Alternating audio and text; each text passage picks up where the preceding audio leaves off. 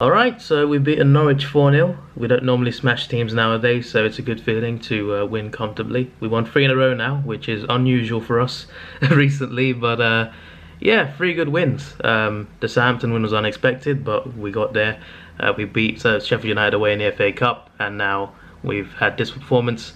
There's a lot of good performances in this game today. It's been a good day all round as well, because Xhaka signed his contract earlier, which was great, because I was worried he might leave. He's clearly a talented player, and I'm glad we got him down to a contract.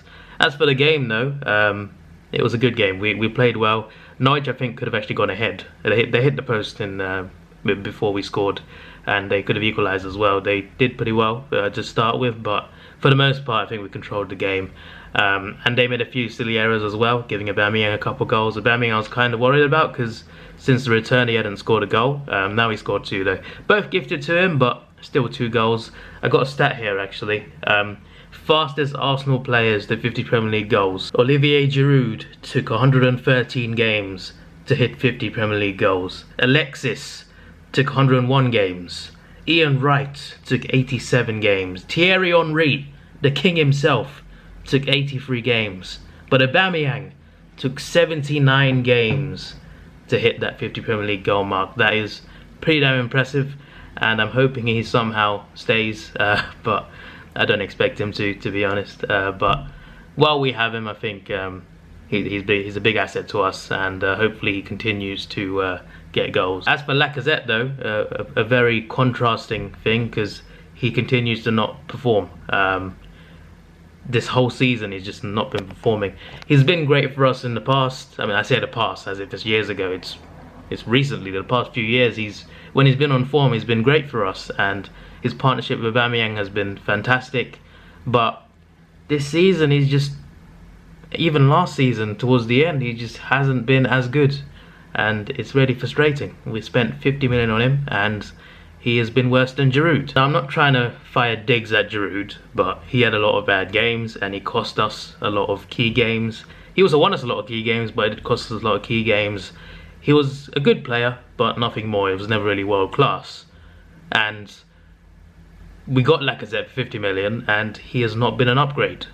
And when you're not an upgrade on Giroud, and you cost 50 million, you know there's a problem. Lacazette, when we signed him, it was a great signing, and he played well for us for a time, but he really hasn't done better than Giroud did. You know, Giroud offered more to the team. Bellerin is another player who, since he's returned, he's not particularly played that well, and since then, Maitland-Niles has come back on Sunday and he's played fantastically, better than any Bellerin performance in recent times. And Cedric today, he came in and he scored today on his debut, and he looked pretty good on the ball as well. He looked good defensively. So I think I'm a bit worried about Bellerin as well, but hopefully competition helps. Hopefully the idea of competition helps Bellerin to actually get motivated to actually get better, because he's talented and he has been great for us in the past, but he's also another player who's been who's not been too good performance-wise. But enough about the negatives. As for the positives, obviously Cedric made his debut finally and he got his goal. I'm not convinced about his 4-year contract, but that's a good start, and I think he could be a good squad player for us. Hopefully he is anyway. Ceballos, another player I'm not convinced by, but he played well today. He's only had a few good performances here and there, to be honest, but hopefully we see more of what we saw against Norwich, hopefully.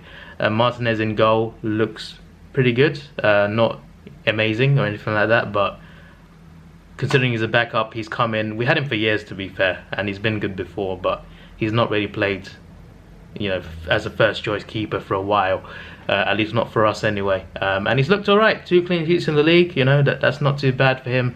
Hopefully that continues, because coming up we got Wolves away on July the 4th, July the 7th we got Leicester at home, and then July the 12th we got Tottenham away, July the 15th we got Liverpool at home, and July the 18th we got a cup semi-final against Man City. So that last week is going to kill us. Tottenham on the 12th, Liverpool on the 15th, Man City in the semi on the 18th. July is going to be a hectic month, and it could go very wrong for us.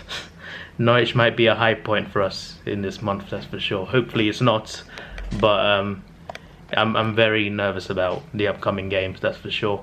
But good performances today, hopefully a good confidence boost for certain players. And I was off today, so at least I actually managed to watch the game this time round. I'm off again for the Wolves game as well, I'm pretty sure. No, I'm not. No, I'm not off. I think I'm off for the Liverpool and Spurs games. Great timing, that's... Anyway, this is your boy Davidoff. Please like, share, subscribe. Thanks for watching. Have a good day, and see ya.